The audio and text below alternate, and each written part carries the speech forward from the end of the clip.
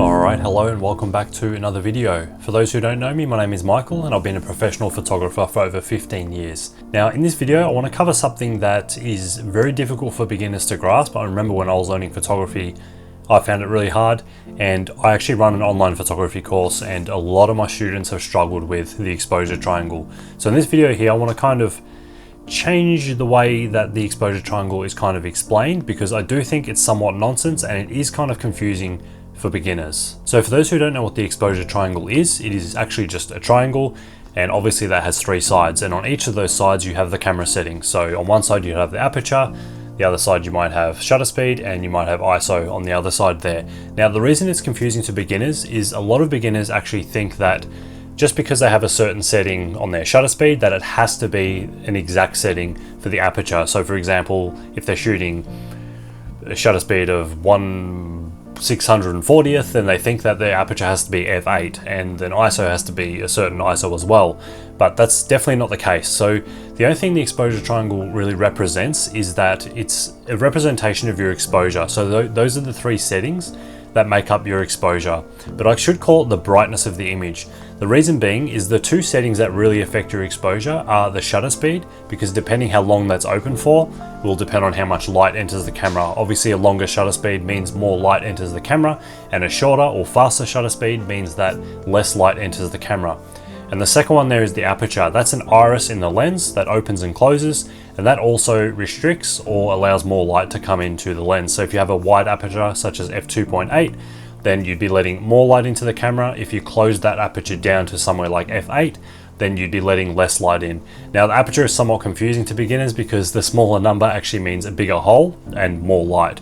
So yeah, that can be definitely confusing to beginners at first. So those two things control the exposure, but the ISO is controlled by your actual camera. It's controlled by the sensor, and it's just basically like a volume knob for the brightness. So when it comes to being creative and making creative decisions with your exposure, the ISO isn't really something that comes into play. So basically all three of those settings do control your exposure, or I should say brightness, but those two main settings, aperture and shutter speed, are the things that control your exposure. Now obviously along with those settings such as the aperture and shutter speed, not only do they control exposure, they control other things as well. For example, the shutter speed, you can control motion blur. So if it's a slow shutter speed, you can get a little bit of motion blur if that's what you're going for. Obviously you have to be careful if you're trying to shoot handheld that motion blur doesn't translate into a blurry photo, but you might want to do a long exposure or something like that, which would mean that you're extending your shutter speed longer to basically get that motion blur to happen. Now if you want to freeze an image, get something really sharp like a bird flying, let's say you're shooting some wildlife, then you might want to raise that shutter speed up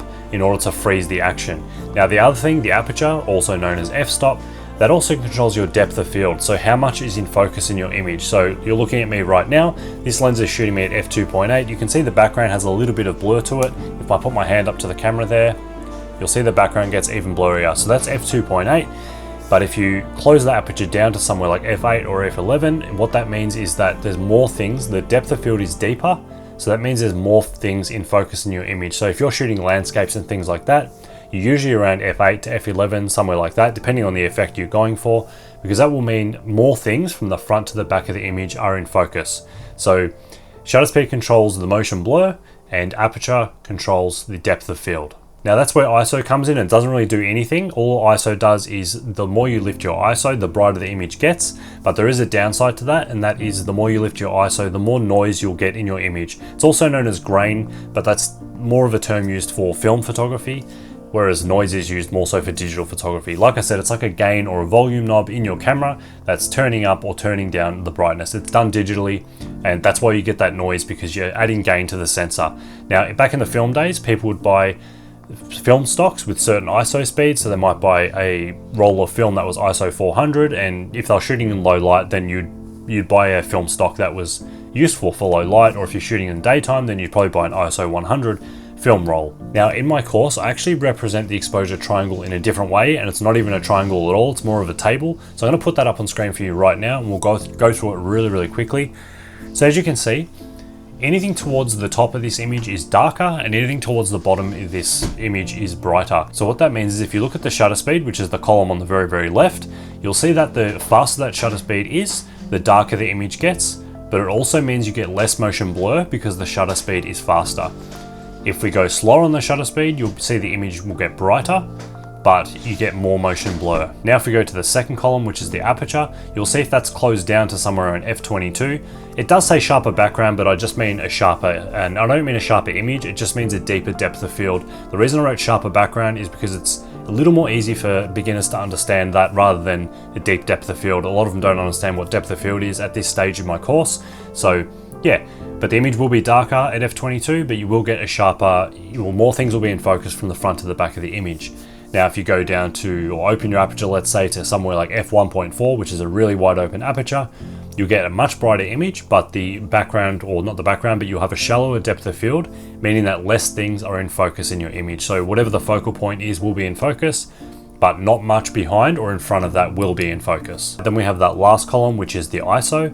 So the lower that number, let's say ISO 100, means that you get a darker image, but it would be less noisy or less grainy. The more you lift that ISO, the brighter the image gets, but it does get noisier and grainier as you do that. So back to the exposure triangle, a lot of beginners just find it difficult to understand because like I said, they're looking at this triangle and they're thinking, if an aperture is set to this, does that mean my shutter speed has to be this and my ISO has to be this? And it doesn't mean that at all. It really just shows that there is kind of like a compromise. Let's just say you have the perfect exposure right now, you're shooting a landscape and you're at f5.6 and all your other settings are dialed in and you've got the perfect exposure, meaning that you're basically reading 0 on your light meter or whatever exposure you deem is perfect, and you want to close your aperture down to f8, so you're closing that down from f5.6 to f8.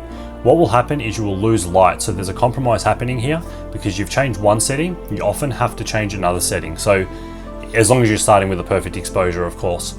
So let's say, yeah, we're shooting this landscape, we're at f5.6, we want to close down to f8, we need to make that light up somewhere else. So the only way to do that is to either slow our shutter speed down to let some more light in, or to lift our ISO, or we can do a bit of both if you wanted to as well. You could, let's say, close your aperture down 2 stops, then you could gain a stop by doubling your ISO, and you could gain another stop by slowing your shutter speed down a little bit more. So yeah, with photography, there's often a compromise when it comes to the settings, and that's kind of what the exposure triangle tries to represent, but it can be very confusing for beginners, like I said.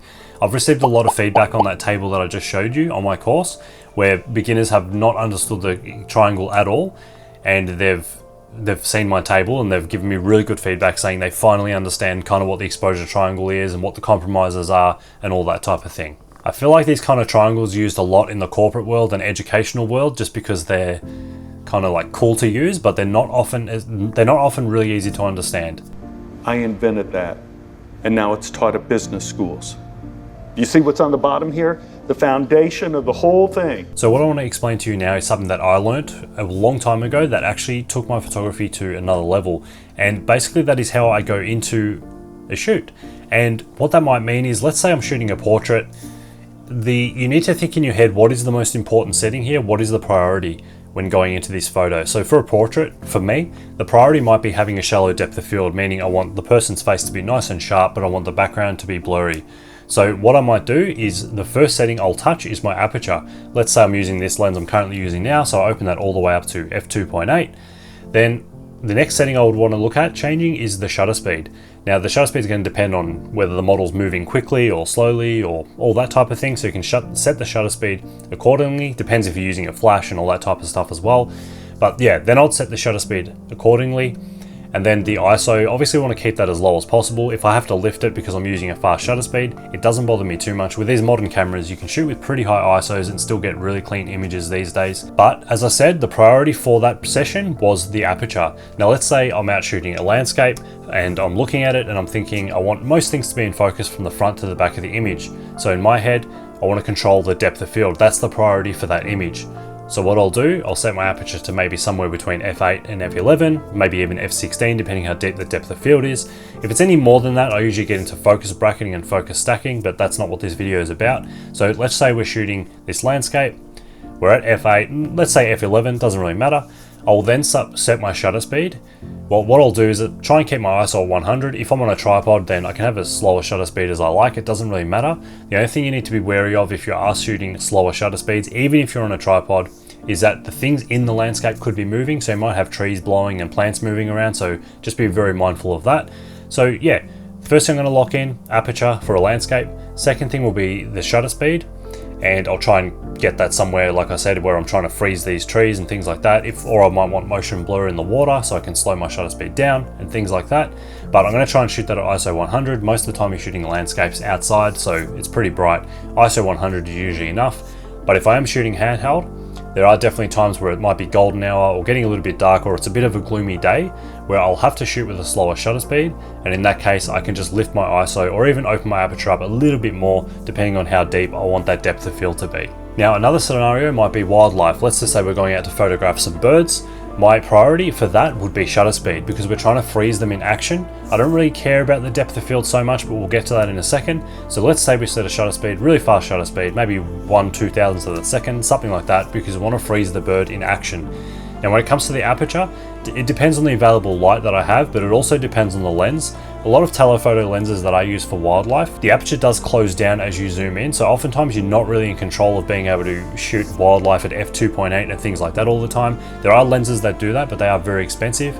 But another thing you need to be careful of with shooting wildlife and things like anything basically when you zoomed in really far, is that opening the aperture too wide, let's say f2.8, the depth of field is very, very thin at those apertures, especially when you're zoomed in. You get lens compression, so there's a lot less in focus than there kind of should be. So when I'm shooting wildlife, I often do close down the lens a little bit anyway, but it depends on the lens you're using and things like that. Now ISO, again, is usually the kind of last thing. I'll just put that wherever it needs to sit. Oftentimes if I'm shooting wildlife, I actually leave the ISO on auto, and I just make sure my shutter speed's fast enough to freeze the action, and my aperture is wherever it needs to be. Usually it's the minimum for the lens I have. I think when I'm fully zoomed in on the lens that I have that I use for wildlife, I'm kind of locked at a like most open aperture of f5.6 possibly, or 4.5. I can't exactly remember now. And yeah, the ISO is the last thing I adjust for that. So did you notice throughout all those scenarios that the ISO was never really a priority? The ISOs are never the thing that I go into a shoot worrying about where that is as a priority. The priority for me is always aperture or shutter speed, depending on what I'm shooting. As I said, if you're shooting something where you want to freeze the action, or you want something kind of slowed down, maybe you want some blurry water, then the shutter speed is going to be your priority for that image. And if you're worried about depth of field, what's in focus, so if you want a shallow depth of field where you get a blurry background, then the aperture is going to be the prime focus when it comes to what setting to choose going into that kind of image that you're shooting. So I'll say it again, as you notice, ISO was never a creative choice there. ISO literally is just my last resort to balance my exposure. If I need a bit more light, I can lift my exposure, or if I need less light, I can lift my ISO. If I need less light, I can drop my ISO. But yeah, hope that helped, hope that made sense, and I'll see you in the next one. Thank you very, very much for watching. Don't forget to like, comment, and subscribe, and feel free to check out my courses. I'll leave a link in the description below. Thanks again, take care, I'll see you soon.